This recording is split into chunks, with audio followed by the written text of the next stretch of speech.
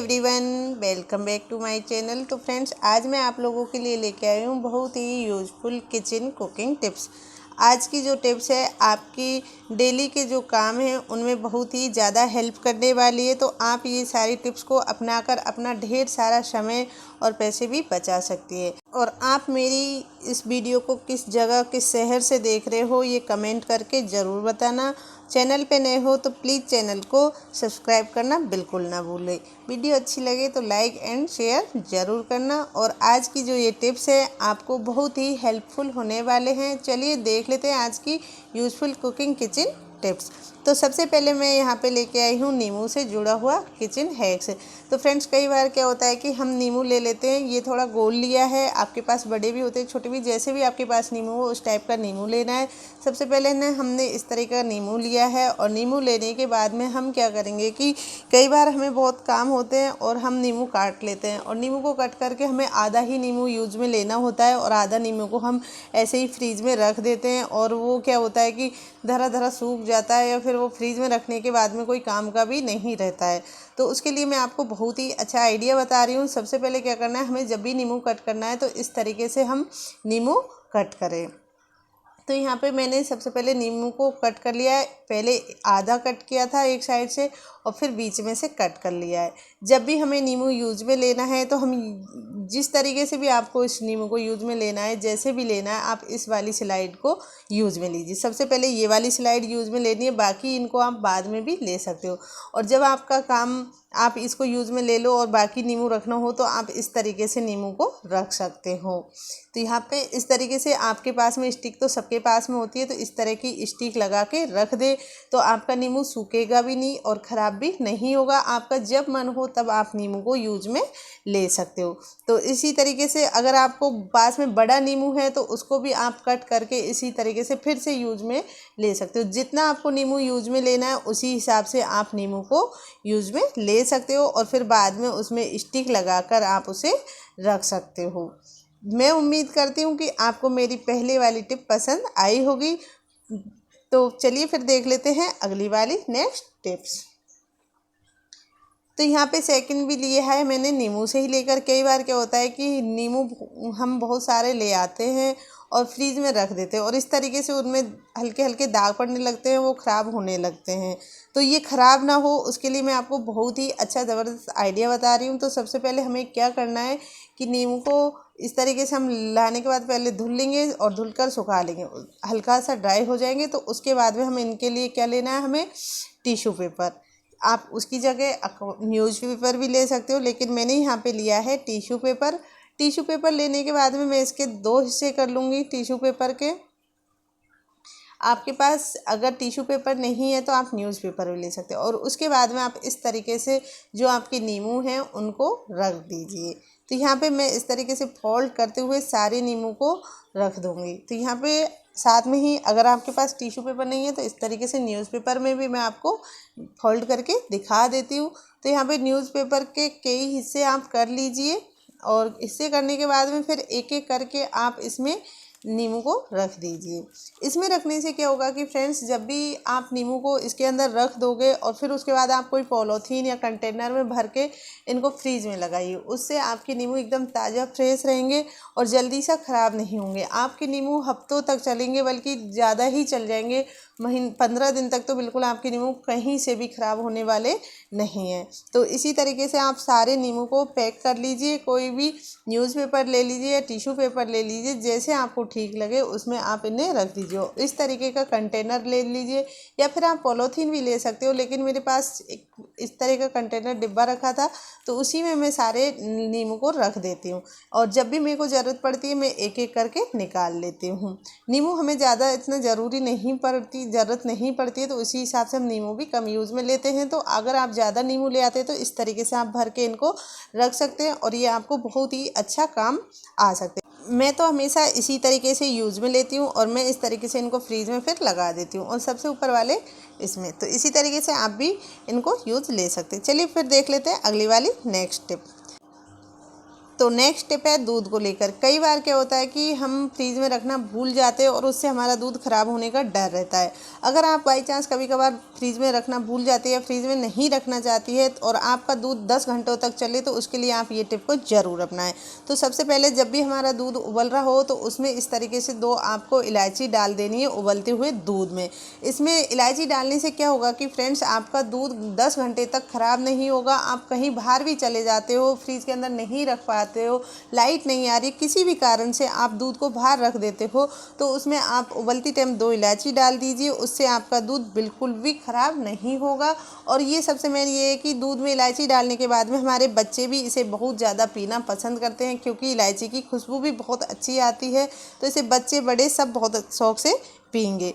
तो मैं उम्मीद करती हूँ आपको मेरी ये वाली टिप पसंद आई होगी। अगर टिप्स पसंद आई हो तो लाइक ज़रूर करना। चलिए फिर देख लेते हैं अगली वाली नेक्स्ट टिप। यहाँ पे है ऑयल में 2 सब्ज़ी बनानी है, तो एक ही ऑयल में मैं 2 सब्ज़ी बना के आपको दिखा रही हूँ।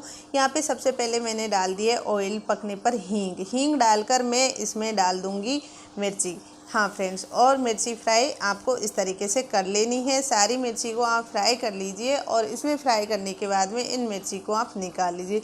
और आपको पता है बाद में जो दूसरी आप सब्ज़ी बनाओगे उसमें आपको मिर्ची डालने की ज़रूरत भी नहीं पड़ेगी, क्योंकि ये जो मिर्चियाँ हैं ये इतनी तीखी होती है, छोटी पतली वाली मिर्चियाँ, कि आपको बाकी सब्ज़ी में मतलब मिर्चा डालने की, लाल मिर्च डालने की ज़रूरत नहीं पड़ेगी। यहाँ पे फ्राई करने के बाद में मैं इसमें डाल देती हूँ अमचूर पाउडर, साथ में ही काला नमक। टेस्ट अनुसार आपको सारी चीज़ कर लेनी है इसमें, और साथ में ही चाट मसाला आप इसमें कर सकते हो। अगर आपको पसंद हो तो आप इसमें गरम मसाला भी कर सकते हो, लेकिन जितना हो उतना आप कम ही मसाले यूज करिए। जितना सिंपल आप इन मिर्ची को बनाओगे उतना ही इनका टेस्ट ज़्यादा अच्छा आता है। तो यहाँ पे मैंने अमचूर पाउडर, चाट मसाला और काला नमक डालकर इनको मिक्स कर लेती हूँ। तो इस तरीके से मिक्स करके इनका एक मैंने सूखी सब्जी के रूप में बना दिए, या फिर आप अचार की संबंधी समझ लीजिए।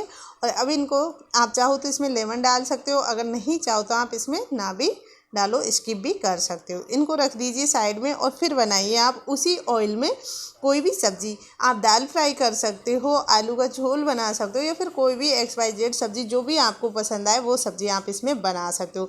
तो यहाँ पे मैंने इसमें जीरा का तड़का लगाकर लहसुन प्याज डालकर इसको फिर से छौंक लिया। ना मैंने इसमें कोई मिर्ची नहीं की है।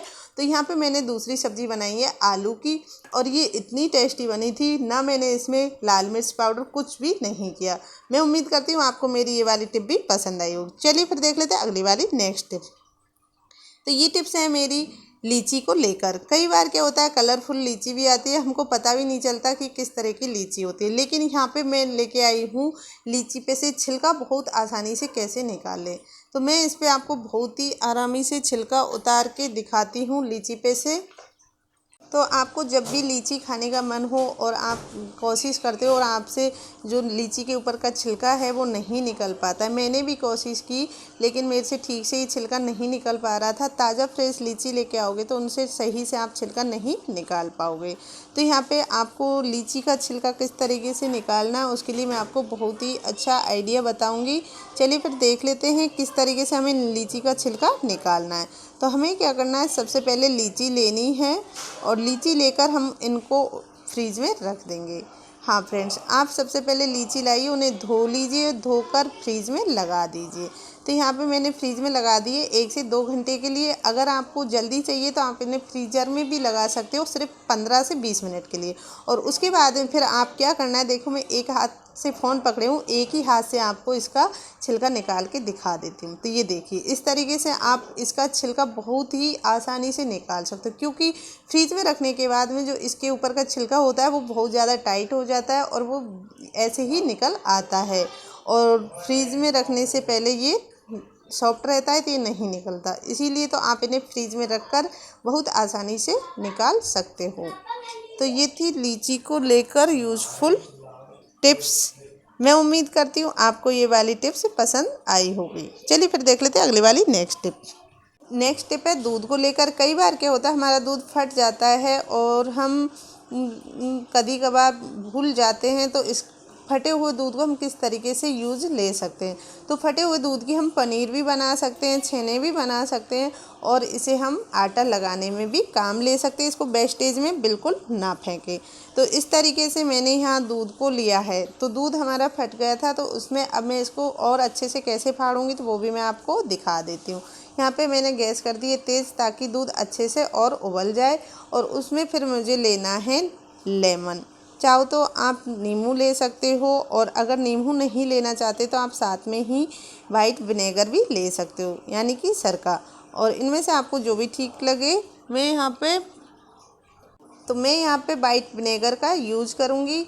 यहाँ पे मैं 1 स्पून वाइट विनेगर ले लेती हूँ। तो इससे मैंने यहाँ पे 1 स्पून वाइट विनेगर जो फटा हुआ दूध है उसमें डाल देती हूँ। अब ये और भी अच्छे से फट जाएगा। और यहाँ पे मैं गैस बंद कर दी है और कुछ देर के लिए इसको ऐसे ही मैं छोड़ दूँगी। इसका पानी अलग हो जाएगा और इसमें जो दूध छेना है वो अलग हो जाएगा, जिसे हमें पनीर बनानी है। तो इस तरीके से अब इसको कुछ देर के लिए साइड में रख देंगे और फिर उसके बाद में हम इसको एक कपड़े की सहायता से छान लेंगे। तो अब हम दूध को छान लेंगे। यहाँ पे हमने दूसरी एक और भगोनी ले ली है और उसके ऊपर मैंने एक कपड़ा लगा दिया है और फिर उसमें जो दूध था हमारा उसको डाल दिया। तो ये देखिए पानी और फटा हुआ दूध अलग हो गया है। अब इसे हम 1-2 बार ऐसे ही पानी से धो लेंगे। धोकर इस तरीके से फिर कसकर इसको हम लटका देंगे और इसका जो भी पानी है सब सूख जाएगा और इसकी पनीर बनकर तैयार हो जाएगी। तो ये देखिए इस तरीके से हमारी पनीर बनकर तैयार हो गई है। तो आप इनमें से पहले से ही कौन सी वीडियो को जानते थे, कौन सी आपको पता थी, कमेंट करके ज़रूर बताएं। वीडियो अच्छी लगी हो तो लाइक एंड शेयर ज़रूर करें। इसी तरह की यूज़फुल टिप एंड ट्रिक्स देखने के लिए मेरे चैनल को सब्सक्राइब करना बिल्कुल ना भूलें। फिर मिलूँगी नेक्स्ट वीडियो के साथ। तब तक के लिए take care, bye bye all of you friends. Radhe Radhe.